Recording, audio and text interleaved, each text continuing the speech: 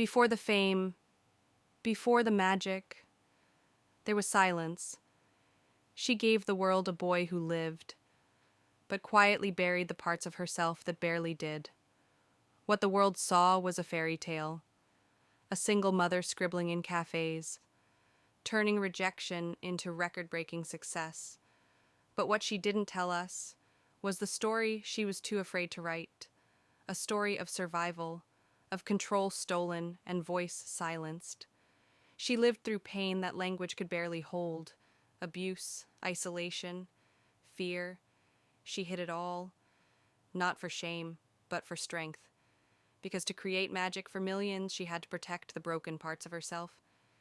Years later, she spoke, not to gain sympathy, but to give hope, to the silent, to the unheard. J.K. Rowling didn't just write a hero. She became one, not by telling her whole story, but by surviving it. Sometimes the most powerful stories are the ones we dare not tell until we're ready. To those writing in the dark, your story matters